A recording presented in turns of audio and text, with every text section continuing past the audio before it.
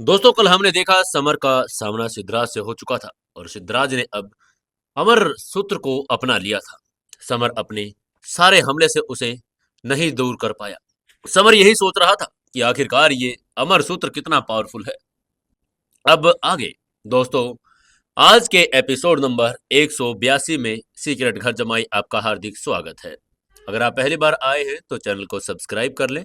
आपको कहानी अच्छी लगती है तो वीडियो को लाइक करके, एक शेयर करके और एक प्यारा सा कमेंट करके जरूर बताएं कि कहानी कैसी लगी और कौन सी जगह से आप लोग कहानी को देखते हैं। चलिए कहानी को शुरू करते हैं। एपिसोड नंबर 182, सीक्रेट घर जमाई। तभी समर ने अपनी पांचवी फिस्ट का इस्तेमाल करके कहा, पांचवी फिस्ट स्वर्ग और पृथ्वी को हिला देने वाली। उसका पंच सीधा सिद्धराज के जोरदार तरीके से लगा। सिद्धराज का शरीर 2 कदम पीछे हट गया। इसके बाद समर ने टाइम वेस्ट नहीं किया, छठी फिस्ट का इस्तेमाल किया और कुछ ही देर में उसने तकनीकों के सिद्धांत को भी समझ लिया। उसको समझते ही सिद्धराज को समर ने एक जोरदार पंच मारा। डायमेंशनल मुड़ गया और अनगिनत दरारें पड़ने लगी। उसके बाद सिद्धराज के चेहरे के भाव बदल गए। समर ने एक ही पंच में सिद्धराज की एम्परर लेवल की तलवार को 2 टुकड़ों में तोड़ दिया। सिद्धराज अभी भी शौक में था। समर ने फिर से एक और पंच मारा और सिद्धराज की बाईं आंख पर निशाना साधा। उसका चेहरा सूज गया।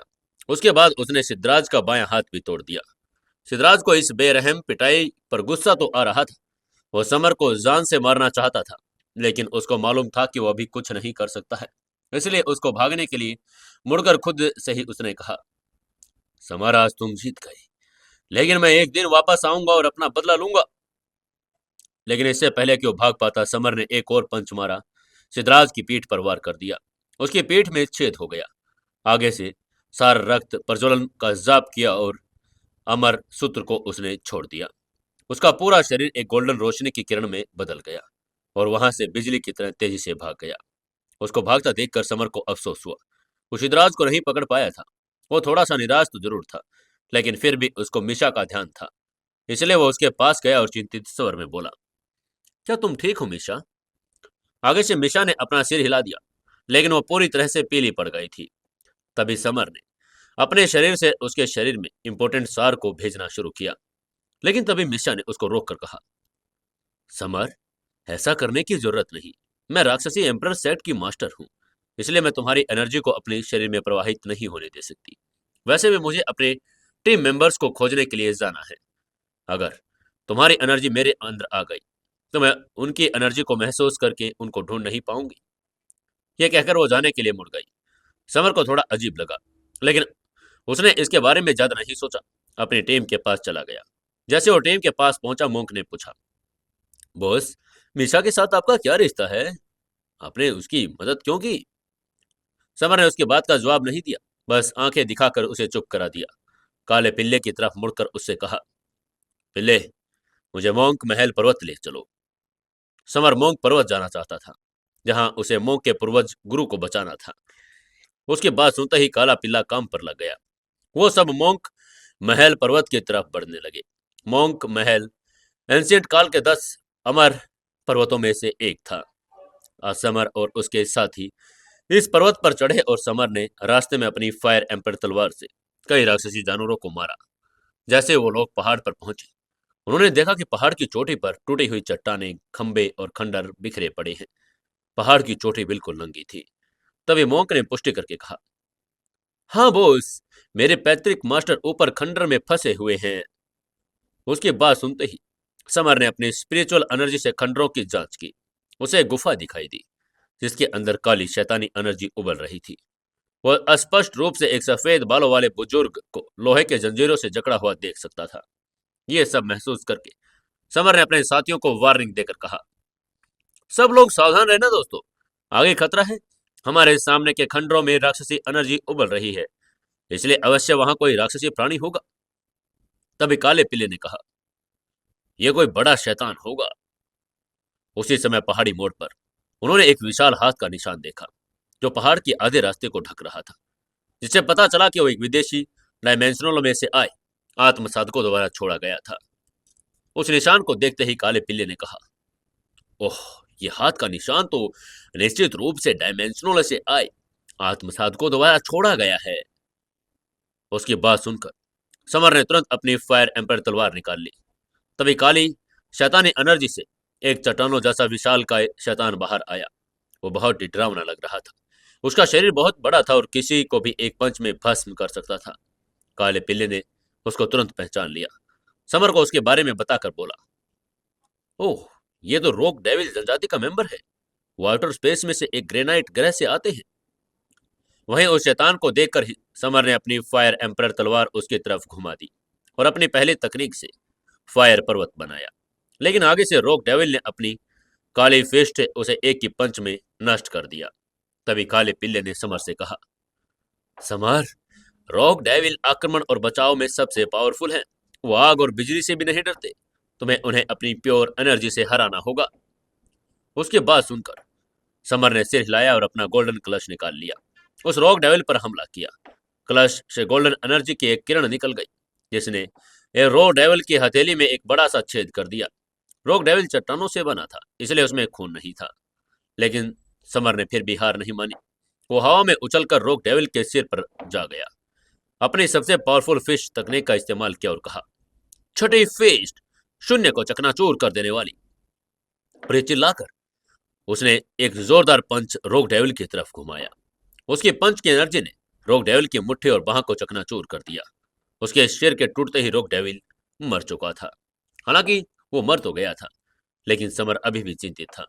उसने चिंतित होकर अपनी पूरी टीम से कहा, ये रॉक डेविल तो शैतान का सिर्फ एक सेवक था, इसलिए इससे बड़े भी खतरे हो सकते हैं।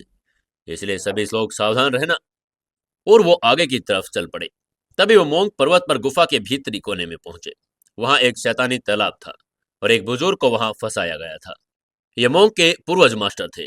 उस सफेद बालों वाले बुजुर्ग ने धीरे से आंखें खोली और उसने तुरंत मोंग को पहचान लिया। वो मोंग को अपने सामने देखकर हैरान रह गया। उसने तुरंत उन सभी को वार्निंग देकर कहा, तुम सबको यहां से चले जाना चाहिए। यहाँ का शैतान पावरफुल है, तुम उसका मुकाबला नहीं कर पाओगे। उसने ये भी कहा कि तभी एक ठंडी और हंसी की आवाज आ गई। तुम इन लोगों को मुझसे बचाना चाहते हो, लेकिन आज यहां से कोई भी नहीं बच सकता। इस आवाज को सुनते ही सभी की हड्डियां कांप गई। एक शैतानी एनर्जी उन सब के सामने आ गई। तभी काले पिल्ले ने उसकी तरफ इशारा करके कहा, ये तो शैतान की आत्मा है। इससे पहले कि वो लोग काले पिल्ले की बात पर रिएक्ट करते, शैतानी आत्मा ने एक काली प्रकाश किरण बनाई जो समर के दिमाग में प्रवेश कर गई और उसकी स्पिरिचुअल एनर्जी को निकलने लगी।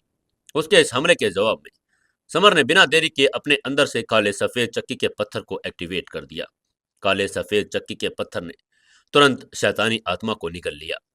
शैतानी आत्मा ने भय से चिल्लाकर कहा, तुम पृथ्वीवासी, तुम्हारे पास सफेद काला चक्की का पत्थर क्यों है? लेकिन अगले ही पल शैतानी आत्मा चक्की के पत्थर में समा गई। काले सफेद चक्की के पत्थर ने शैतानी आत्मा के स्पिरिचुअल एनर्जी को निगल लिया था।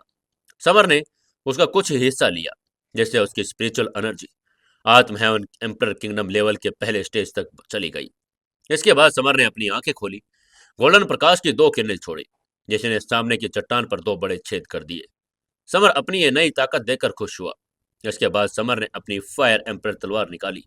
4 वार करके मोंक बुजुर्ग की जकड़ी सभी जंजीरें तोड़ दी। समर ने अपनी हथेली सफेद बालों वाले बुजुर्ग की पीठ पर रखी और अपना इंपोर्टेंट सार उसके शरीर में छोड़ा। सफेद बालों वाले बुजुर्ग ने समर का शुक्रिया अदा करके कहा, बच्चे, मुझे बचाने के लिए तुम्हारा बड़ा बड़ा शुक्रिया। उसकी बात सुनकर समर ने मुस्कुराकर सिर हिलाकर कहा, मैं मोंक का फ्रेंड हूं और आप उसके पैतृक मास्टर। कम से कम मैं आपके लिए इतना तो कर सकता हूं। इसके बाद समर ने सबको गुफा से बाहर निकाल कर कहा, सब लोग यहां से निकलो, अब हमें वापस इंदौर जाना चाहिए। उसकी बात सुनकर काला पिल्ला और आकाश बख्शी सांप एक्साइटेड हो गए। वे आखिरकार अब इंदौर वापस जा सकते थे। पिल्ले को अंडे और टमाटर वाले नूडल्स खाने थे, जबकि सांप को चिकन नूडल्स। वो हमेशा दोनों एक्साइटमेंट में आपस में बातें करने लगे।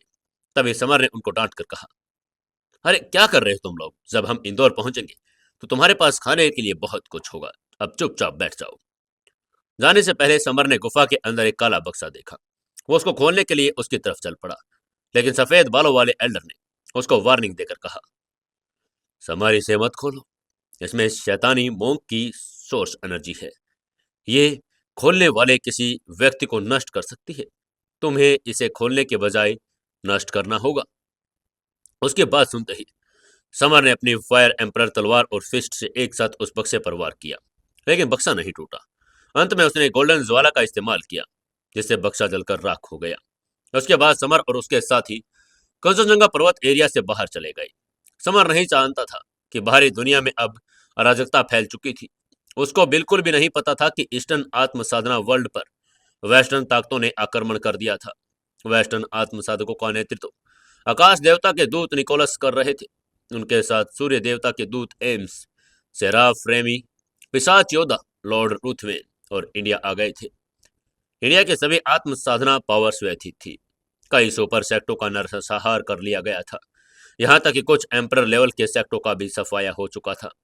उधर इसी समय इंदौर में निपानिया पैलेस के विला नंबर 13 में एक अजीब सी चुप्पी पसरी थी, जिससे कियारा की बढ़ती चिंता ने और भी गहरा कर दिया। विला के लिविंग रूम में मिस्टी, स्काई फेट, दानो किंग, समर के कई परिचित लोग जमा थे। हाल ही में दिनों में इंडिया के आत्म साधना वर्ल्ड पर वेस्टर्न आत्म साधकों के आक्रमण में मची उछल पुछल में उनके चेहरे पर चिंता आ गई थी। तभी मिस्टी ने दबी आवाज में कहा, कियारा दीदी, वेस्टर्न आत्म साधकों ने यहाँ उत्पात मचा दिया। कई इंडियन आत्म साधक भी मारे गए और उनकी तकनीकें चुरा ली गई है। उसकी बात सुनकर कियारा ने बेचैनी से सिर हिलाकर मिस्टी से पूछा, मिस्टी, क्या मेरे पति को इसके बारे में कोई खबर मिली? अब इस सिचुएशन में वही कुछ कर सकते हैं। मिस्टी ने ना में सिर हिला दिया और उसकी बात का जवाब देकर कहा, अभी नहीं, यंग मास्टर अभी भी पर्वत के एरिया में है और मुझे नहीं लगता कि वो अब तक यहाँ वापस आ गए हैं।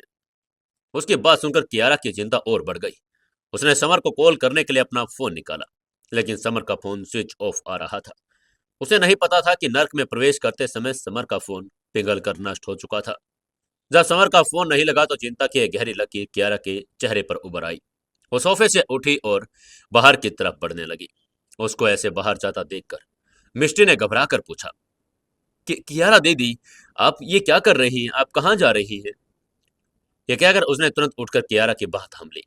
आगे से कियारा ने हल्के से मुस्कुराकर उसकी बात का जवाब देकर कहा, मिस्टी, मैं अपने पति को खोजने के लिए पर्वत पर जा रही हूँ। उसके बाद सुनकर मिस्टी की आंखें फैल गई। उसने थोड़ा हैरानी भरे स्वर में कहा, दीदी, आप नहीं जा सकती। इस समय इंडिया का पूरा आत्मसाधक वर्ल्ड वेस्ट है। वेस्टर्न आत्मसाधकों की मेन सेना यहाँ मौजूद है। अगर उन्हें आपके फिनिक्स ब्लड लाइन टोटम का पता चला तो वो आपको बख्शेंगे नहीं। वो वैम्पायर एम्परर पावर्स आपको कभी नहीं छोड़ेगी। लेकिन कियारा ने अपनी बाह छुड़ाकर कहा, नहीं मिस्टी, मुझे जाना होगा। अगर मैं उनसे नहीं मिल पाई तो मैं चिंता में ही तो मर जाऊंगी। तभी स्काई फेट दानव किंग ने उसके पास आकर शांति से कहा, यंग मिस्टेस, आपको जाने की जरूरत नहीं। मैंने अभी अभी अपने एनर्जी ट्रैकिंग उपकरण का उपयोग किया और देखा है कि यंग मास्टर बिल्कुल ठीक है। वो जल्द ही वापस आ रही है। उसकी बात सुनकर कियारा की आंखों में चमक आ गई। उसने एक्साइटेड होकर कहा, स्काई फेट दानव किंग, क्या आप सच कह रही हैं? स्काई फेट दानव किंग ने दृढ़ता से सिर हिलाकर कहा, यंग मास्टर, मुझे इस पर पूरा यकीन है। यंग मास्टर ही नियति है। कंचनजंगा पर्वत एरिया में उन्हें कोई नुकसान नहीं पहुंचा सकता। दानव किंग की बात सुनकर कियारा का बेचैन दिल शांत हो गया। उसने अपना फैसला बदला और शांति से लिविंग रूम में बैठ गई। उधर उसी समय इंदौर सिटी हॉस्पिटल में पायल एक बेड पर लेटी अपनी बेटी की चिंता देख रही थी। छोटी बच्ची का चेहरा अब काला पड़ चुका था। उसका पूरा शरीर शैतानी एनर्जी से घिर गया था। उसकी स्पिरिचुअल एनर्जी धीरे धीरे संत की आत्मा में समा रही थी। तभी हिमांशी, जो पायल के बगल में खड़ी थी, उसने पायल से पूछा, दीदी, जीजू कब तक वापस आएंगे? मुझे लग रहा है कि हमारी सीमू के पास अब ज्यादा समय नहीं। पायल ने अपनी नाजुक भौहें सिकोड़ कर कहा, मैंने अभी अभी समर को फोन किया था, लेकिन उससे कांटेक्ट नहीं हुआ। मुझे नहीं पता कि कब आएगा। उसकी बात सुनकर हिमांशी ने चिंता भरे स्वर में कहा, हम और इंतजार नहीं कर सकते दीदी। बच्चे बड़े खतरे में हैं। हमें जीजू को ढूंढने के लिए पर्वत पर जाना चाहिए। उसकी बात सुनकर पायल ने सहमति जता दी और कहा, ठीक है, चलो चलते हैं पर्वत पर। लेकिन तभी पारुल वशिष्ठ ने उन्हें रोककर कहा, तुम लोग कहीं नहीं जा सकते। पायल ने कहा, मिस पारुल, आप हमें क्यों रोक रही हैं? पारुल ने कहा, इस समय इंडिया पूरा आत्मसाधा वर्ल्ड में व्यस्त हो चुका है। बाहर के लोगों ने इंडिया के आत्मसाधकों पर हमला किया है। बाहर बहुत ज्यादा खतरा है, इसलिए आप नहीं जा सकती। उसकी बात सुनकर पायल के चेहरे के भाव बदल गए। उसने चिंता भरे स्वर में कहा, लेकिन मैं ये भी नहीं जानती कि समर कैसा है, वो सुरक्षित भी है या नहीं, उसने फल को प्राप्त किया या नहीं। पारुल ने आंखें घुमाई और बगल में बैठी काली बिल्ली की तरफ इशारा करके कहा, ये भाग्य की बिल्ली है, ये भांप सकती है कि समर सुरक्षित है या नहीं। ये सुनते ही पायल का आकर्षक चेहरा खुशी से खिल उठा। वो लगभग भूल ही गई थी समर एक राक्षसी जानवर को लिटिल सिमो की सिक्योरिटी के लिए छोड़कर गया था, और ये जानवर भाग्य बता सकता था। पायल ने अपने लाल होठ सिकोड़कर उससे पूछा, छोटी बिल्ली, क्या तुम देख सकती हो समर कंचनजंगा पर्वत में सुरक्षित है या नहीं? उसकी बात सुनते ही बिल्ली ने आंखें घुमाई और अकड़ कर कहा, मुझे बिल्ली मत कहो, असभ्य मत बनो। लेकिन हिमांशी अपनी बहन की तरह विनम्र नहीं थी। बिल्ली की बात सुनकर उसका चेहरा बन गया। वो बिल्ली के पास गई, अपना हाथ बढ़ाया और उसके सिर पर थप्पड़ मारा। हिमांशी ने कठोरता से कहा, तुम्हें बिल्ली कहने में क्या बुराई है? तुम तो बस एक बिल्ली हो। अगर तुम फिर से घमंड करने की हिम्मत करोगी तो हम तुम्हें पकाकर तुम्हारी खिचड़ी बना देंगे। हिमांशी की चेतावनी सुनकर भाग्य की बिल्ली चौंक गई। उसे हिमांशी की एनर्जी बड़ी पावरफुल लगी, जो उसे दबाने में सक्षम थी। इसलिए बिल्ली ने आत्मसमर्पण करके कहा, ठीक है, मुझे मत मारो, मैं देख रही हूँ कि समर सुरक्षित है या नहीं। ये कहकर भाग्य की बिल्ली ने आसमान में एक चांदी का सिक्का उछाला।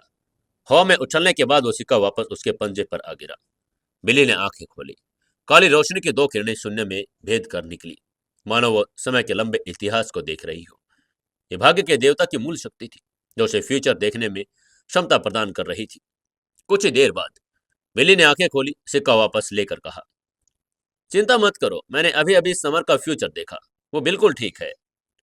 उसकी बात सुनकर पायल का सुंदर सा चेहरा शांत हो गया। तभी हिमांशु ने एक्साइटेड होकर कहा, दीदी, जीजू ठीक है, इसका मतलब है कि उन्हें फल मिल गया, इसलिए उन्हें अब ज्यादा समय नहीं लगेगा। पायल ने बच्चे की तरफ देखकर सिर हिलाकर कहा, मेरी प्यारी बेटी सीमो, धीरज रखो, पापा जल्द ही वापस आ रहे हैं, फिर हम तुम्हारे मन के अंदर संत की आत्मा को निकाल देंगे। इसी समय उधर मकड़ोलगंज पर्वत पर आकाश देवता के दूत निकोलस ने पहले ही कब्जा कर लिया था। एक संत की तकनीक भी हासिल कर ली थी। निकोलस लगभग 40 साल का अधेड़ उम्र का आदमी था, जिसकी त्वचा गोरी, नाक ऊंची और आंखें गहरी नीली थी। वो अविश्वसनीय रूप से लंबा था और एक चट्टान के मंच पर भयंकर एनर्जी के साथ बैठा था। उसके हाथ में दिव्य तेल से भरा एक मिट्टी के तेल का दीपक था, जिसकी लाल लपटें भयानक एनर्जी छोड़ रही थी। तभी सेराफ ने उसके पास जाकर कहा, मास्टर निकोलस, हमने मैक्रोलगंज पर्वत पर कब्जा कर लिया, अब आगे क्या करना है? आगे से निकोलस ने पूछा, ड्रैगन पर्वत पर कौन है? क्या किसी ने उसे फतेह किया? सेराफ ने उसकी बात का जवाब देकर कहा, मास्टर निकोलस, सूर्यदेव के दूत एम्स ड्रैगन पर्वत पर हमला कर रहे हैं, लेकिन अभी तक कब्जा नहीं कर पाए। मैंने सुना है कि वो घायल भी हो गए। उसकी बात सुनकर निकोलस ने हल्के से मुस्कुराकर कहा, ड्रैगन टाइगर पर्वत इंडिया के देववाद का पैतृक दरबार है, जहां एंशियंट काल में अनगिनत संत और अमर थे। किंवदंती है कि मयूर दानव महारानी भी वही है। इसलिए समझा जा सकता है कि एम्स अभी तक उस पर कब्जा क्यों नहीं कर पाया है। निकोलस और एम्स दोनों आत्म साधना जगत से थे। ईस्टर्न पावर्स पर आक्रमण करने आए थे, लेकिन उनके कनेक्शंस हमेशा से अच्छे नहीं रहे। इसलिए निकोलस को एम्स के घायल होने की खबर अच्छी लगी। निकोलस ने भौहें चढ़ाकर पूछा, क्या तुमने ईस्टर्न आत्म साधना की पावर्स की बारीकी से जांच की? यहाँ के सबसे पावरफुल लोग कौन हैं? सेराफ ने कहा, मास्टर निकोलस, मैंने जांच कर ली। इंडिया के आत्म साधना वर्ल्ड में सबसे पावरफुल व्यक्ति समर है। उसे इस एरिया का नंबर 1 आत्म साधक कहा जा रहा है। उसके बाद सुनकर निकोलस ने कंफर्म करके कहा, समर? क्या ये वही समर है जिसने स्प्रिंग वाटर ऑफ लाइफ चुराया था, ऑगस्टाइन को मारा था, टाइगर ग्रुप को चौंका दिया था? सेराफ ने उसकी बात पर हामी भरी और कहा, जी मास्टर, वही है। निकोलस ने कहा, तो फिर समर कहाँ है अब? उसको लगा कि समर उसके रास्ते में रुकावट बन सकती है, इसलिए उसने उसे मारने का फैसला कर लिया। उसकी बात सुनकर शेराफ ने अपने बगल में खड़ी एक आकाश बख्शी छिपकली को देखकर पूछा, समर पर तुम्हारी जांच क्या कहती है? आकाश बख्शी छिपकली, जो काली और नुकीली कांटों से ढके एक विशाल छिपकली थी, वो अब मानव के रूप में थी, लेकिन कभी कभी उसका छिपकली रूप झलक जाता। उसने जवाब देकर कहा, समर इस समय इंदौर में नहीं, वो तो कंचनजंगा पर्वत के निषेध एरिया में चला गया। उसकी बात सुनते ही निकोलस चिंतित हो गया। उसने चिंता भरे स्वर में कहा, हमें इस समर को मारने का कोई ना कोई तरीका ढूंढना पड़ेगा। हम उसे अब और पावरफुल नहीं बनने दे सकते, वरना वो हमारे अस्तित्व के लिए खतरा बनेगा। उसकी बात सुनकर आकाश बख्शी छिपकली ने सिर हिलाकर कहा, हम उसके परिवार और दोस्तों को पकड़कर उसे फुसला सकते हैं। निकोलस ने तुरंत उसकी बात पर रिएक्ट करके कहा, तुम देखो समर के दोस्त और परिवार में कौन है जिसे हम पकड़ सकते हैं, समर को ब्लैकमेल कर सकते हैं। जो भी उसके परिवार में है उसको जल्दी से पकड़कर यहाँ ले आओ। आकाश बख्शी छिपकली ने कहा, जरूर, मैं इस बारे में नेतृत्व करूंगी और वैम्पायर एम्पर लॉर्ड रुथवेन के साथ हम इंदौर जाएंगे और उसकी पत्नी को किडनैप करेंगे। इसके बाद आकाश बख्शी छिपकली लाल कपड़े पहने एक अधेड़ उम्र के आदमी के साथ, जो लॉर्ड रुथवेन था, 10 से अधिक वेस्टर्न आत्मसाधकों के साथ आकाश में उड़ गई और इंदौर की तरफ चल पड़ी। लॉर्ड रुथवेन ने अनगिनत आत्मसाधकों का खून चूसा था। वो आत्म हेवन एम्पर किंगडम के तीसरे लेवल पर पहुंच चुका था। वही कियार और पायल, जो अभी भी इंदौर में थी, आने वाले खतरे से अनजान थी। इसी समय उधर समर अब अपनी टीम को कंचनजंगा पर्वत निषिद्ध एरिया से बाहर निकाल लाया था। जैसे वो लोग बाहर निकले, समर ने जमीन पर एक दमनकारी आभा महसूस की। चारों तरफ बिखरी हुई लाशें थी, हवा खून से बदबू भरी थी। समर ने काले पिल्ले से पूछा, इन सभी आत्मसाधकों को क्यों मार दिया गया और किसने मारा? अपने सामने आत्मसाधकों को देखकर उसका चेहरा बदल गया। काले पिल्ले ने बोहे चढ़ाकर उसकी बात का जवाब देकर कहा, इन्हें राक्षसी जानवरों ने नहीं मारा, इन्हें वैष्णव स्वार्थी लोगों ने मारा था। उसकी बात सुनकर समर के चेहरे के भाव बदल गए। उसने हैरान होकर धीरे से बुदबुदा कर कहा, वेस्टर्न आत्मसाधक? वो जानता था कि वो बड़े पावरफुल है, इसलिए उसने पूछा, क्या वेस्टर्न आत्मसाधकों को टाइगर ग्रुप में नहीं होना चाहिए? वो यहाँ क्यों है? तभी काले पिल्ले के चेहरे के भाव बदल गए। उसने हैरानी भरे स्वर में कहा, क्या वेस्टर्न और ईस्टर्न के बीच लड़ाई शुरू हो गई? वेस्टर्न आत्मा साधक पहले ही इंडिया आ चुके हैं। काले पिल्ले की बात सुनकर समर का चेहरा नाटकीय रूप से बदल गया। उसने एंशिएंट काल में ईस्ट और वेस्ट के बीच हुए भयंकर युद्ध के बारे में सुन लिया था। समर के चेहरे पर बदलाव लाकर उसने कहा, सब लोग आ जाओ, हमें जल्दी से इंदौर चलना होगा। समर को कियारा, पायल और उसके बच्चे की चिंता थी। वो अपने ग्रुप को जल्दी से एरिया से दूर ले गया। इंडिया की आत्मसाधना पावर्स अब खूनी अराजकता में फंस चुकी थी। अनगिनत इंडियंस आत्मसाधक मारे जा चुके थे। वेस्टर्न आत्मसाधक बड़े पावरफुल थे। समर इंडिया की वर्तमान स्थिति के बारे में निश्चित नहीं था। वो लगभग कुछ 100 मीटर चला था। वेस्टर्न आत्मसाधकों के एक ग्रुप ने उसे रोक लिया। वो लगभग 30 वेस्टर्न आत्मसाधक थे, जिनका नेता एक नौजवान लड़का था। वो 20 साल का था, सुंदर, गहरी बाहों वाला, जबरदस्त एनर्जी से भरपूर। उसकी उपस्थिति के दबाव में उसके आसपास की चट्टानें फटने लगी। उसको देखकर समर ने बाहें चढ़ाकर पूछा, कौन हो तुम? तुमने मेरा रास्ता क्यों रोका? युवक ने मुस्कुराकर कहा, मैं टोरेस हूँ, मुझे पैंथर एम्परर कह सकते हो तुम। तभी काले पीले ने युवक की तरफ देखकर कहा, ये लड़का एक पैंथर है जो मानव रूप में विकसित हुआ, और वो सेकंड स्टेज का फाइटर है। उसकी बात सुनकर समर ने ठंडे मुस्कान के साथ कहा, तो तुम एक पैंथर हो, ठीक है। तुम जो कोई भी हो, चुपचाप यहां से चले जाओ, वरना मैं तुम्हें मुक्का मारकर गिरा दूंगा। उसकी बात सुनकर युवक ने आगे से जोर से हंसकर कहा, इंडियन आत्मसाधक, तुम घमंडी हो। हम बहुत से लोगों को लेकर आए हैं। आकाश देवता का दूत हमारा नेतृत्व कर रहा है। हमने तुम्हारे इंडियन आत्मसाधक वर्ल्ड में कई स्थानों पर कब्जा कर लिया, और मैं कंचनजंगा पर्वत का प्रभारी हूँ। समर ने ठंडे स्वर में कहा, ओह, चौकी, तुम अब मौत की भीख मांग रही हो, इसलिए मैं तुम्हारी इच्छा पूरी करूंगा। और यह कहकर उसकी आंखें ठंडी हो गई। समर ने अपनी फायर एम्पर तलवार निकाली, अपने भीतर से फायर एलिमेंट को प्रवाहित करना शुरू कर दिया और युवक की तरफ टूट पड़ा। धधकते पहाड़ की शक्ति को महसूस करके युवक का चेहरा काला पड़ गया। उसने विशाल लोहे का एक डंडा निकाल लिया। ये 2 मीटर लंबा, 30 सेंटीमीटर मोटा, पूरी तरह से काला और नुकीली कांटों से ढका हुआ एक मेट्रोइड का टुकड़ा था।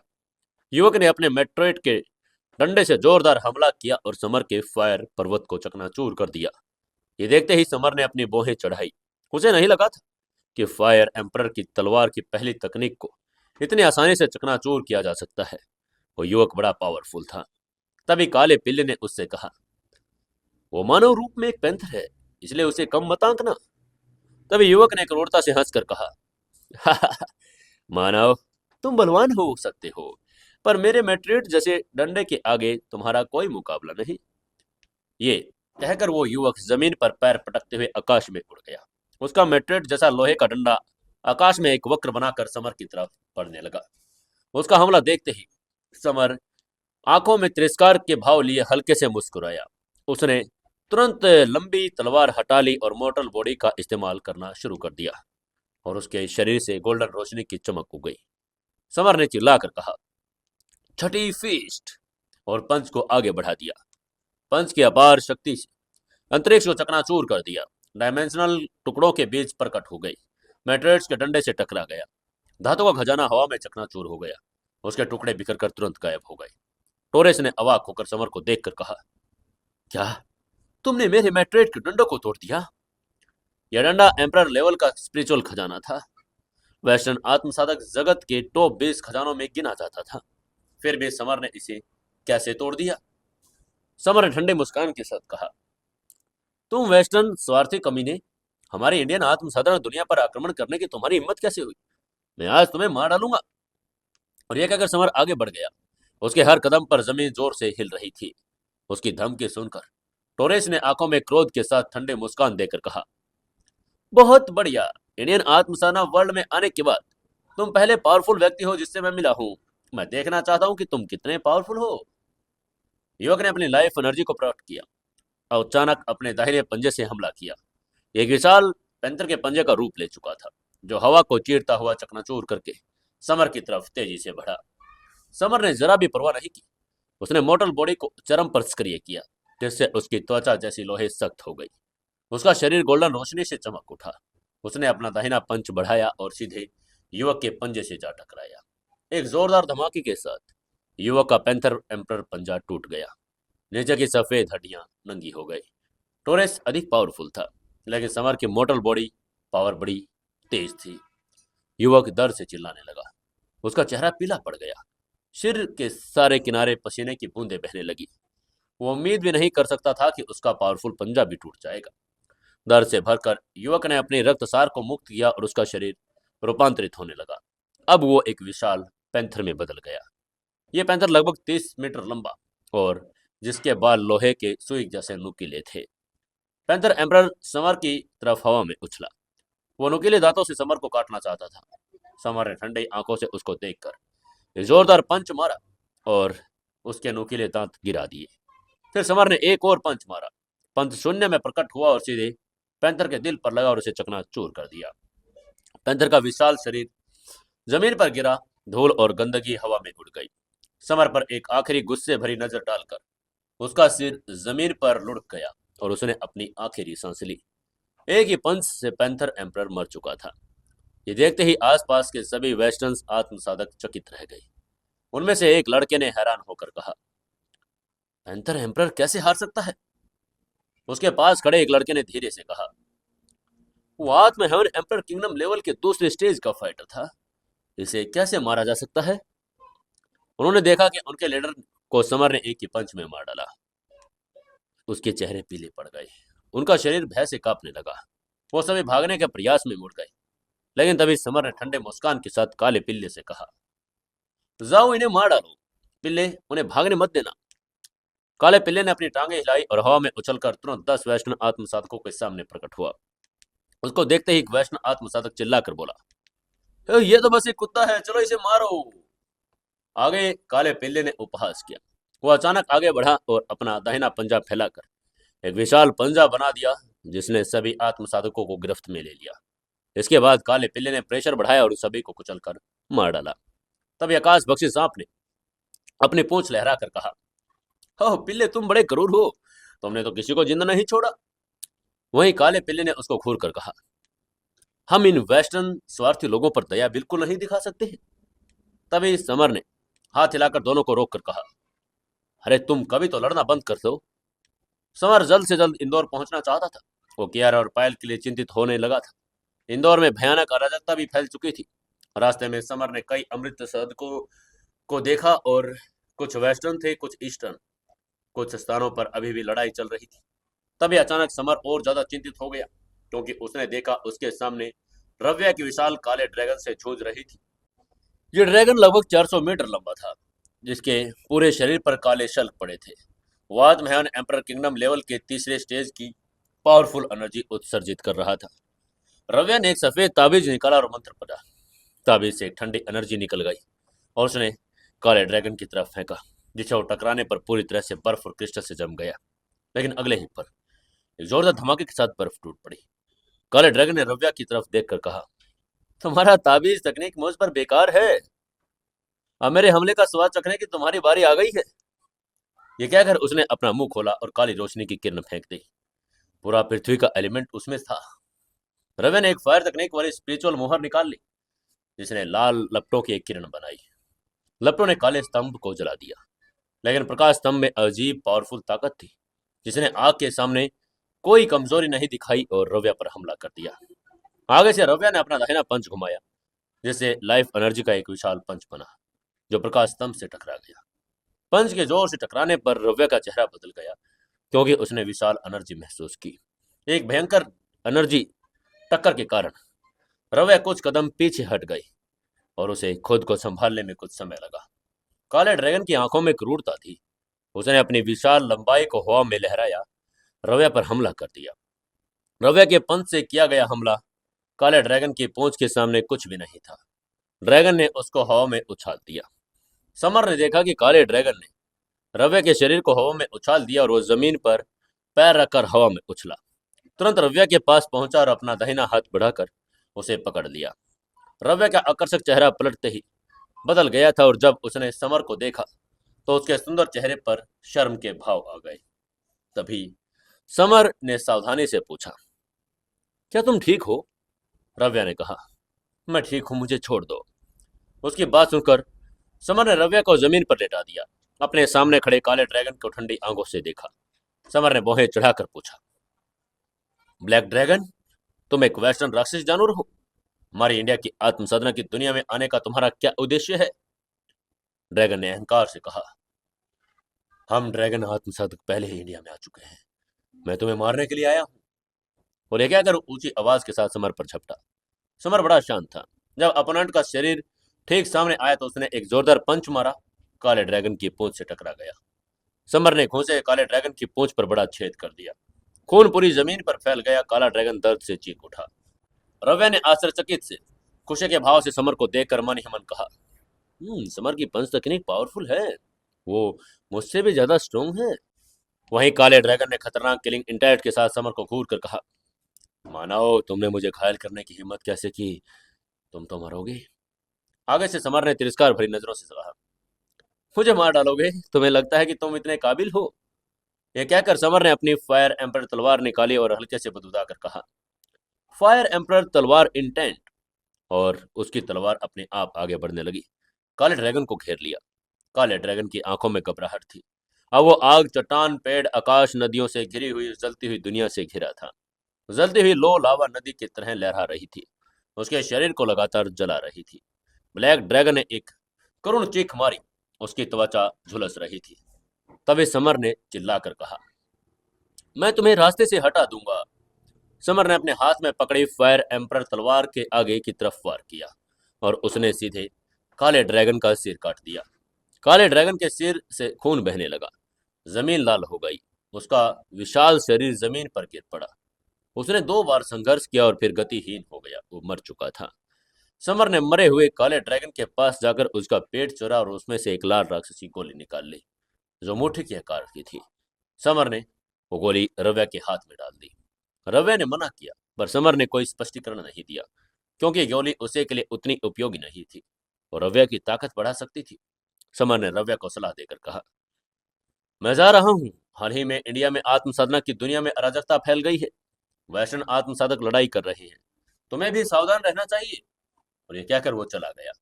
उसके बाद सुनकर रव्या उलझन में पड़ गई। वो कुछ कहना चाहती थी, नहीं कह पाई। वही शैडो ग्रुप टीम के पास लौट गया समर, और तभी मोंक ने गपशप करके पूछा, बॉस, उस सुंदरी के साथ आपका क्या रिश्ता है? आप उसके साथ इतना अच्छा बिहेवियर क्यों कर रहे हैं? समर ने उसे हल्के से चपत लगाकर कहा, तुम हमेशा इतने सवाल क्यों करते हो मोंग? चुपचाप चलो, यहाँ से इंदौर चलना है। समर बड़ा चिंतित था। उसने कुछ ना कुछ करके तुरंत स्वाति को एक हेलीकॉप्टर के संपर्क करके वहां से इंदौर की तरफ चल पड़ा। हेलीकॉप्टर के अंदर स्वाति ने समर को इंडिया की स्थिति समझाकर कहा, समर, वैष्णव आत्मसाधकों के हाथों कई लोग पहले ही मर चुके हैं। समर ने अपनी पूरी बात सुनने के बाद पूछा, इस बार वैष्णव आत्मसाधकों में से कौन उल्लेखनीय है? स्वाति ने उसकी बात का जवाब देकर कहा, इस बार टाइगर ग्रुप में से कोई पावरफुल फाइटर आए हैं, जिनमें आकाश देवता के दूत, सूर्य देवता के दूत, वैम्पायर नाइट, आकाश पक्षी, छिपकली इत्यादि शामिल है। कुल मिलाकर 10,000 से अधिक पावरफुल फाइटर हैं। इतने सारे पावरफुल फाइटरों के आने की खबर सुनकर समर का चेहरा बदल गया। उसने थोड़ा चिंतित होकर पूछा, इंडिया के आत्म साधना सेक्टर के बारे में क्या ख्याल है? उसकी बात सुनकर स्वाति का चेहरा पीला पड़ गया। उसने कहा, कई सेक्ट तो नष्ट हो गए हैं, साधना तकनीकें, लाइफ पावर पत्थर लूट लिए गए, हम बुरी तरह हार चुके हैं। उसकी बात सुनकर समर ने गुस्से में अपनी मुट्ठी खींच ली। समर की मुट्ठी उसके बगल में रखे प्याले पर पड़ी। वो उसे चकनाचूर हो गया और उसने गुस्से में कहा, ये वेस्टर्न लोग स्वार्थी है, धिक्कार है, इस बार मुझे इनको सबक सिखाना पड़ेगा। तभी ट्रिंग ट्रिंग ट्रिंग स्वाति का फोन बज पड़ा। उसने देखा कि कॉल निशा का था। जैसे ही स्वाति ने कॉल रिसीव की, दूसरी तरफ से निशा ने ऊंची आवाज में कहा, डायरेक्टर स्वाति, कुछ बुरा होने वाला है। हमें खबर मिली है कि वैम्पायर नाइट और आकाश पक्षी छिपकली इंदौर में आ चुके हैं। उसकी आवाज इतनी ऊंची थी, स्वाति के बगल में बैठे समर ने सुन लिया। उसकी बात सुनते ही समर का चेहरा बदल गया। उसने तुरंत स्वाति से फोन लिया, कहा, निशा, मैं समर हूं। तुम्हें मेरी पत्नी कियारा की सुरक्षा के लिए तुरंत इंदौर के नेपानिया पैलेस विला नंबर 13 में जाना होगा। मैं जल्द ही वहां पहुंच जाऊंगा, बस तुम कुछ देर तक संभाल लेना। आगे से निशा ने तुरंत समर की बात मानकर कहा, ठीक है, मैं अभी वहां जा रही हूँ। और यह कहकर उसने फोन काट दिया। वहीं इधर समर को खतरे का आभास हो गया था। उसे लगा कि वैम्पायर नाइट और आकाश पक्षी छिपकली उसी की ही पत्नी के लिए इंदौर आ रही है। उसी समय उधर वैम्पायर नाइट और आकाश पक्षी छिपकली पहले ही इंदौर पहुंच चुके थे। वैम्पायर नाइट लॉर्ड रुथवेन एक लंबा चोगा पहन थे। वैम्पायर नाइट ने एक नाक सूंघी और एक्साइटेड होकर कहा, ओह ताजा खून, मैं इसे पहले ही सूंघ चुका हूं। आकाश पक्षी छिपकली ने कहा, यह भी एक शुद्ध ईश्वरीय जानवर ब्लड लाइन टोटम का ताजा खून है। और इसके बाद वो दोनों कियारा की विला की तरफ चल पड़े। वहीं उधर कियारा मिस्टी स्काई फेट दानव किंग के साथ लिविंग रूम में बैठी थी। तभी विला के दरवाजे की घंटी बजी। मिस्टी ने तुरंत दरवाजा खोला और बाहर निशा खड़ी थी। निशा जल्दी से विला के अंदर दाखिल हुई और उसने कियारा से आग्रह करके कहा, मिस कियारा, आपको तुरंत विला के छोड़ना होगा, यहाँ बड़ा खतरा है। उसकी बात सुनकर कियारा ने बोहें तान ली। उसने थोड़ा कंफ्यूज में पूछा, मिस निशा, मैं नहीं जाऊंगी, मुझे अपने पति के वापस आने तक इंतजार करना होगा। तभी निशा ने उसको समझा कर कहा, मिस कियारा, आप बड़े खतरे में हैं। वैष्णव आत्मसाधक सेक्टर के मास्टर यहाँ आ गए हैं। उनका लक्ष्य आप हैं। यदि वो आपको पकड़ लेते हैं तो समर भी खतरे में पड़ जाएंगे। निशा की बात सुनकर कियारा ने सोचा। उसने अपनी पहली किडनैपिंग की घटना याद आ गई, जब समर ने उसके लिए चाकू मारा था। तभी निशा को फिर आग्रह करके उससे बोली, मिस कियारा, हमारे पास ज्यादा सोचने का समय नहीं है, हमें जल्द से जल्द यहाँ से निकलना होगा। उसकी बातों को समझते ही कियारा ने आखिरकार सिर हिलाकर कहा, ठीक है, चलो चले। लेकिन जैसे वो बाहर जाने की तैयारी कर रहे थे, किसी ने विला का गेट जबरदस्ती खोल दिया। एक धमाके की आवाज आई और लोहे के दरवाजे का एक बड़ा सा छेद हो गया। लाल चोगा पहने लॉर्ड रुथवेन और आकाश पक्षी छिपकली अंदर आ गई। वैम्पायर नाइट ने निर्दयी नजर से कियारा को देखकर कहा, मैंने अभी सुना है कि तुम लोग यहाँ से जाने की तैयारी कर रहे थे, लेकिन मैं चाहता हूँ कि तुम यहीं पर रहो। वैम्पायर नाइट ने कियारा की आंखों को ऐसे देखा जैसे किसी नन्हे मेमने को देख रहा हो। आगे से कियारा ने ठंडी आवाज में पूछा, तुम कौन हो और मेरा रास्ता क्यों रोक रहे हो और मेरा दरवाजा क्यों तोड़ा? रुथवेन ने कहा, अरे मैं तो अपना इंट्रो करवाना भूल ही गया। मैं लॉर्ड रुथवेन हूँ। तुम मुझे वैम्पायर नाइट कह सकती हो। वैसे एक बात बताऊं, तुम्हारे खून की खुशबू बड़ी अच्छी है, मुझे तुम बहुत पसंद आई। उसका नाम सुनते ही निशा का चेहरा बदल गया। उसने ठंडे स्वर में कहा, तुम सचमुच बड़े दुस्साहसी हो, किसी पर्सनल प्रॉपर्टी में घुसने की हिम्मत कर रहे हो। चलो मैं तुम्हें सबक सिखाती हूँ। और ये कहकर उसने हथेली वैम्पायर नाइट की तरफ पटक दी। आगे से वैम्पायर नाइट बड़ ठंडे मुस्कान के साथ मुस्कुराए और एक उंगली बढ़ा दी, जिससे लाल रोशनी निकली। फौरन लाल रोशनी निशा की हथेली पर लगी। उसका शरीर हवा में उड़ गया। खून के छींटे बाहर निकले। निशा को गंभीर चोट लगी थी। उसकी लड़ने की क्षमता खत्म हो गई थी। इसके बाद रुथवेन ने कियारा की तरफ देखते कहा, सुंदरता, क्या तुम मेरे साथ चलने पर विचार करोगी? ये कहकर वैम्पायर नाइट लॉर्ड रुथवेन कियारा की तरफ आया। उसकी आंखें बुरी नीयत से भरी थी। कियारा, जो एक साधारण व्यक्ति थी, आत्म साधना की प्रैक्टिस नहीं करती थी, जानती थी कि वो वैम्पायर नाइट का मुकाबला नहीं कर सकती। तभी उसके बगल में खड़े मिस्टी स्काई फेट दानव किंग दौड़े।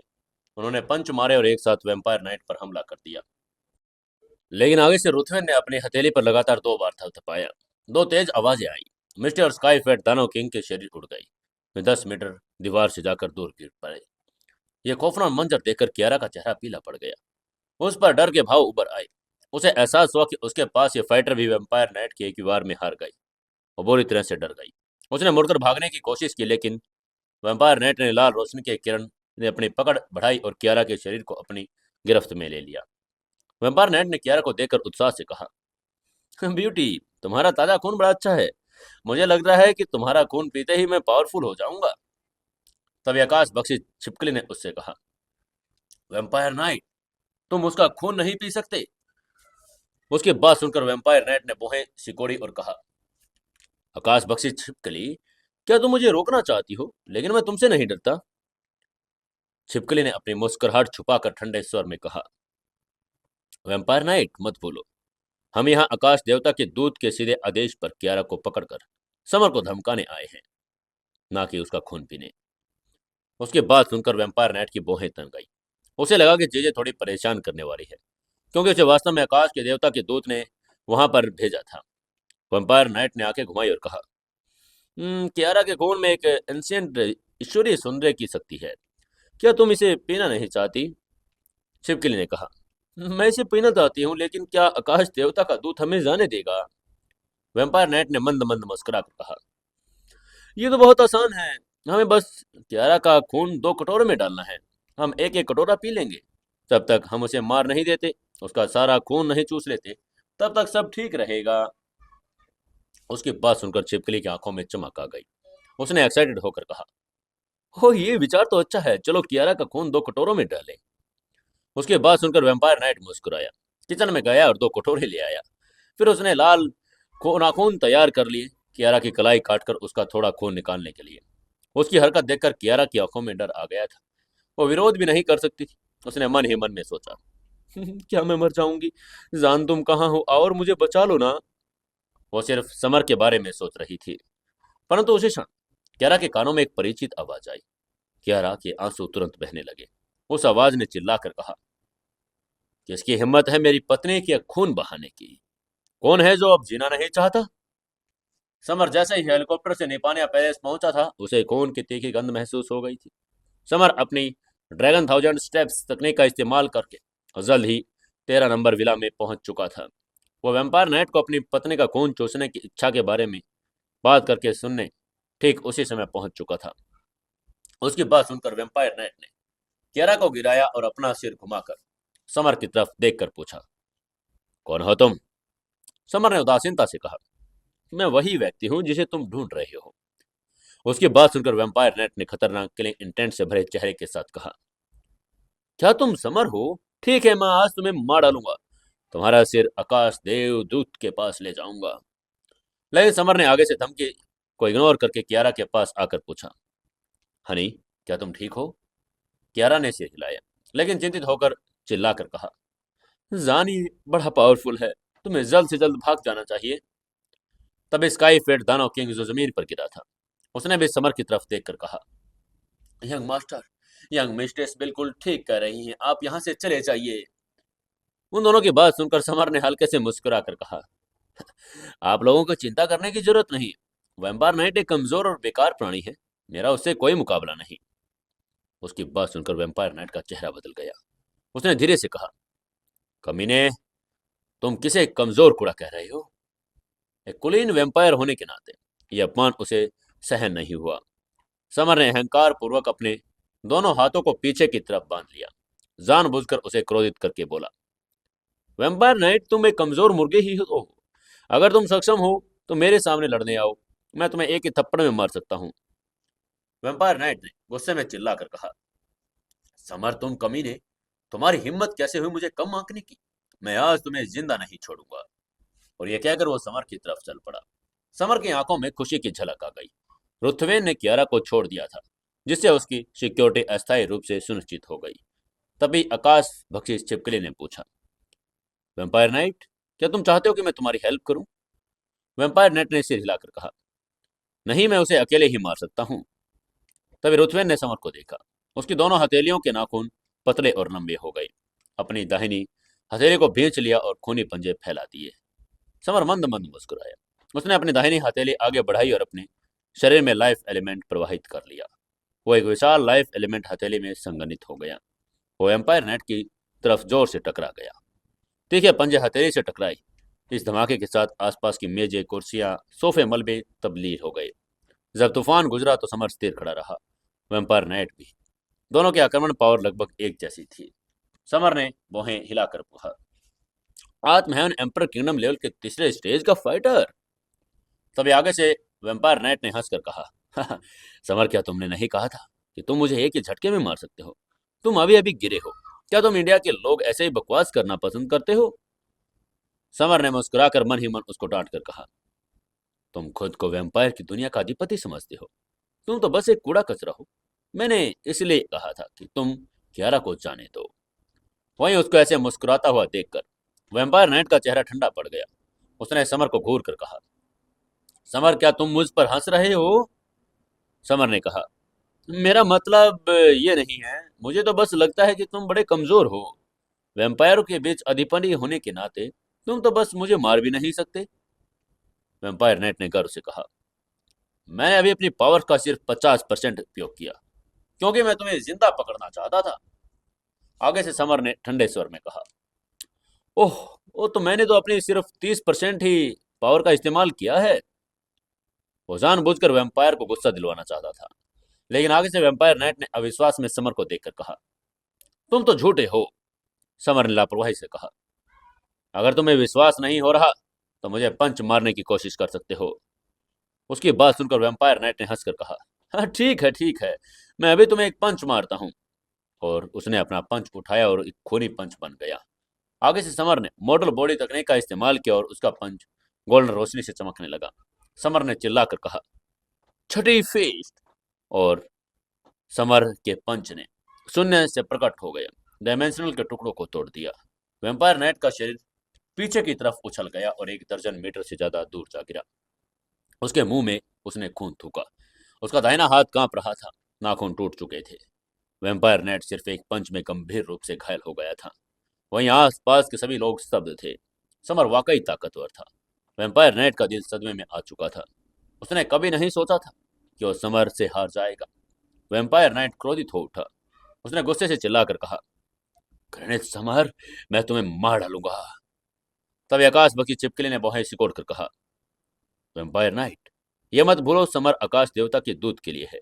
यदि तुम उसे मार दोगे तो तुम उन्हें क्या जवाब दोगे? वैम्पायर नाइट ने ठंडी आवाज में कहा, मैं कहूंगा कि समर ने आत्मसमर्पण करने से इनकार कर दिया, इसलिए वो मारा गया। तभी समर ने हल्की सी मुस्कान के साथ कहा, "हाँ, तुम दोनों बस वहां लगातार बात पर चर्चा कर रहे हो, मुझे कैसे मारा जाए? क्या तुम लोग मूर्ख हो? क्या तुम सच में सोचते हो कि तुम मुझे मार सकते हो?" समर की बात सुनकर वैम्पायर नेट ने कहा, समर, मैं अभी अभी सिर्फ इसलिए घायल हुआ क्योंकि मैं लापरवाह था। मेरी पावर अजय है। मैं तुम्हें दिखाता हूं कि एक सच्चा वैम्पायर वास्तव में कितना पावरफुल होता है।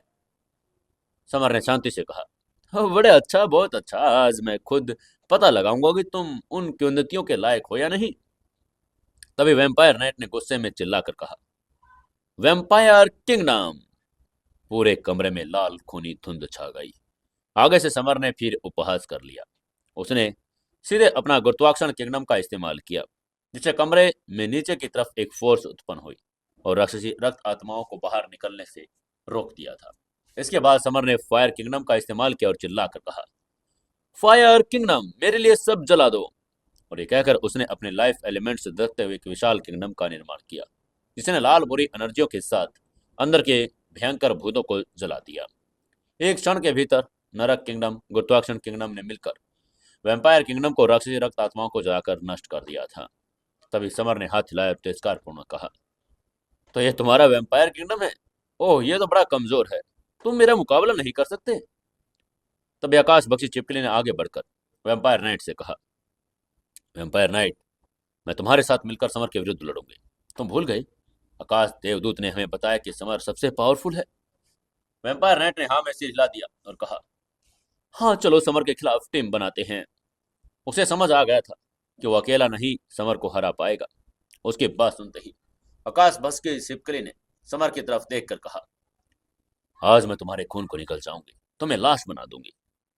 छिपकली में अन्य ताकत को निगलने की पावर थी, इसलिए उसने समर के ब्लड लाइन टोटम को निगलने का फैसला कर लिया।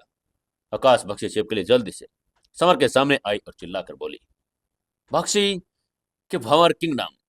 तुरंत ही उसके ऊपर एक काला भंवर बन गया, जिससे एक जंगली वातावरण निकल रहा था। उसको देखते ही समर ने भौहें चढ़ा ली। उसने अपने शरीर में shadow God blood line totem को एक्टिवेट कर दिया। उसकी आंखें और त्वचा लाल हो गई। शैडो गॉड की छवि उसके ऊपर मंडराने लगी। एंशियंट युग का शैडो गॉड जंगली उजाड़ पावरफुल था। तभी एंशियंट छिपकली ने अपना पंजा हिलाया और समर की तरफ फेंका। समर के सिर के ऊपर बैठा शैडो गॉड डरा नहीं। उसने अपना पंजा एंशियंट छिपकली के पंजे से जोर पर मारा। उनकी टक्कर से एक जोरदार धमाका हुआ और इस धमाके के साथ ही विला की छत टूट गई। आसमान साफ दिखाई देने लगा। दो एंशियंट ईश्वरीय जानवर आपस में लड़ रहे थे। वहां एक काला भंवर बन गया। समर ने हल्की सी भौहें चढ़ाई और उसे यकीन नहीं हो रहा था कि उसके shadow God blood line totem छिपकली को नहीं मार पाया था। तभी आकाश बस की छिपकली ने उपहास करके कहा, समर, मेरी ब्लड लाइन पावर एक एंशियंट छिपकली है जो सब कुछ खा सकती है। तुम मेरा मुकाबला नहीं कर सकते। अच्छा होगा आत्मसमर्पण कर दो। इस समय ब्लैक पिल्ला, आकाश बख्शी, सांप, फूल परी, शैडो ग्रुप टीम के अन्य मेंबर्स बाहर विला में खड़े थे। उनको आने के लिए इसलिए टाइम लगा क्योंकि समर तो ड्रैगन 1000 स्टेप्स का इस्तेमाल करके आ गया था, लेकिन वो स्पीड से गाड़ी में ही आ रहे थे। जैसे ही आकाश बख्शी सांप ने आकाश बख्शी छिपकली के शब्दों को सुना तो आंखें घुमाकर बोले, तुम बदबूदार छिपकली हो। तुम क्या हो? तुम्हारा अपने घटिया ब्लड लाइन टोटम से कोई मेल नहीं। क्या तुम चाहते हो कि मैं तुम्हें मार डालूं? आकाश बख्शी छिपकली ने लोगों के ग्रुप को आते देखा। उसका रंग बदल गया, लेकिन आकाश बख्शी सांप की बात सुनकर उसे गुस्सा आया और उसने गुस्से में चिल्लाकर कहा, तुम घमंडी सांप हो। तुम इतने छोटे और बदसूरत हो, मेरी आलोचना करने की हिम्मत कैसे कर रही हो? आकाश बख्शी सांप ने समर पर एक नजर डाली और कहा, मुझे ये बदबूदार छिपकली पसंद नहीं। तुम आराम करो, तब तक मैं इसे ठिकाने लगा कर आता हूं। उसकी बात सुनकर समर ने सिर हिलाकर कहा, ठीक है, आगे बढ़ो। उसकी बात सुनकर आकाश बख्शी सांप का शरीर हवा में सीधा हो गया और उसने तुरंत आकाश बख्शी छिपकली के पास पहुंचकर और पूंछ हवा में हिला दिया। आकाश बख्शी सांप की तरफ दौड़कर उसने एक डायमेंशन तोड़ दिए। आकाश बख्शी सांप ने मुस्कुराकर कहा, तुम मुझसे ताकत में कंपटीशन करने की कोशिश कर रही हो, लेकिन तुम इतने पावरफुल नहीं हो। उसने अपनी पूंछ को जोर से पीछे खींचा। छिपकली की पूंछ तेज वार कर दिया। आसमान में एक भयानक आवाज गूंज गई। पूंछ ने सीधे आकाश बख्शी छिपकली के शरीर को हवा में उछाल दिया। वो 1 दर्जन मीटर पीछे उड़ गई। आकाश बख्शी छिपकली ने आश्चर्य से उस सांप को देखकर कहा, मुझे यकीन नहीं हो रहा कि ये बदबूदार सांप इतना पावरफुल है। तभी आकाश बख्शी सांप ने अहंकार से कहा, बदबूदार छिपकली, मैंने तुमसे कहा था तुम मेरा मुकाबला नहीं कर सकती। क्या अब तुम्हें मेरी बात पर विश्वास नहीं? उसकी बात सुनकर काले पिल्ले ने आंखें घुमाई और कहा, छोटे सांप, इसे मार डालो ना, बकबक करना बंद करो। उसकी बात सुनकर आकाश बख्शी सांप ने सिर हिलाया और खतरनाक किलिंग इंटेंट से आकाश बख्शी छिपकली की तरफ वार कर दिया। तभी आकाश बख्शी छिपकली ने अपना मुंह खोला और एक काला भंवर उगल दिया, जिसने एक एंशियंट छिपकली का उभार था। उसमें एक भक्षक पावर थी और वो आकाश बख्शी सांप को निगलना चाहता था। आकाश बख्शी सांप ने मुस्कुराकर कहा, ओह, क्या तुम मेरे खिलाफ भक्षण पावर का इस्तेमाल कर रही हो? तुम तो सचमुच मौत को दावत दे रही हो। आकाश बख्शी सांप ने अपने ब्लड लाइन टोटम पावर का इस्तेमाल किया और एक विशाल भंवर बना दिया। यह भंवर आकाश बख्शी छिपकली के भंवर से 10 गुना बड़ा था। इसके अंदर एक बड़ा एंशियंट सांप था जो 10,000 मीटर का था। सांपों के पूर्वज ने अपना मुंह खोला और ब्रह्मांडीय ब्लैक होल जैसा एक काला भंवर उगल दिया। उसने एक पावरफुल आकर्षण बल बना दिया और छिपकली के काले भंवर और उस एंशियंट छिपकली को सीधे मुंह में निगल लिया था। आकाश बख्शी छिपकली ने मुंह से खून थूका। उसका रंग पीला पड़ गया। ब्लड लाइन टोटम आकाश बख्शी सांप ने उसका निगल लिया था। आकाश बख्शी सांप ने उसकी कमजोरी का फायदा उठाकर अपनी पूंछ जमीन पर पटकी और उसकी गर्दन पर जोर से काट लिया। आकाश बख्शी छिपकली जोर से चीखने लगी। उसे लगा कि उसके शरीर का खून एनर्जी घाव से निकलकर आकाश बख्शी सांप के शरीर में बह रहा है। वहीं सांप की आंखों में उत्साह था। कुछ ही देर में छिपकली का रक्त और एनर्जी पूरी तरह से अवशोषित हो गई। अब वो जमीन पर गिर पड़ी। वो मुरझा गई और रंगहीन हो गई। वो मर ही चुकी थी। आकाश बख्शी छिपकली के पीछे खड़े दर्जनों वैष्णव आत्म साधक ये सब देखकर सदमे से भर गए थे। उनमें से एक आत्म साधक ने हैरान होकर कहा, अरे ये कैसे संभव है? हमारी छिपकली को सांप ने मार डाला। वो हमारी बोझ थी। वहीं जब वैम्पायर नाइट रुथवेन ने आकाश भक्षी छिपकली को मरते देखा तो उसका चेहरा बदल गया। उसके मन में भय की एक झलक उभर आई। वो जानता था कि वो समर का मुकाबला नहीं कर सकता और अब उसका सहयोगी भी मारा जा चुका था। काले पेले ने वैम्पायर नाइट की तरफ देखा और हल्के से कहा, तुम्हारी दोस्त तो सांप को भी नहीं हरा पाई। कितना बेकार है। वैम्पायर नाइट का चेहरा बार बार रंग बदल रहा था। उसने भागने का इरादा कर लिया था। वो जानता था कि यहाँ रहना आत्मघाती था। उसे भागकर आकाश देवदूत को खबर देनी होगी। रुथवेन ने पैरों के उसके शरीर को आसमान में उछाल दिया और बोल्ट की तरह खिड़की से भाग गया। वैष्णव आत्म साधकों ने उसे भागते देखा तो उन्होंने चिल्लाकर कहा, मास्टर वैम्पायर नाइट, आप हमें ऐसे छोड़कर भाग तो नहीं सकते, हमें बचा लीजिए। लेकिन वैम्पायर नाइट ने मुस्कुराया और उसने उन लोगों की मौत की परवाह नहीं की। वो तुरंत खिड़की के किनारे पहुंच गया। उसने मन ही मन कहा, हाँ बहुत अच्छा, अगर मैं ये जगह छोड़ दूं तो मैं जिंदा आकाश देवता के दूत के पास जा चुकूंगा। लेकिन अगले ही पर वैम्पायर नाइट का चेहरा नाटकीय रूप से बदल गया। उसकी आंखों के सामने एक व्यक्ति खड़ा था। वो व्यक्ति समर था। अब क्या करेगा समर? क्या समर उसे जाने देगा या नहीं? क्या होगा आगे की कहानी में जानने के लिए जुड़े रहिए अपनी कहानी सीक्रेट घर जमाई के साथ। दोस्तों, कहानी को ज्यादा से ज्यादा शेयर करें, कमेंट करें और लाइक जरूर से जरूर करें।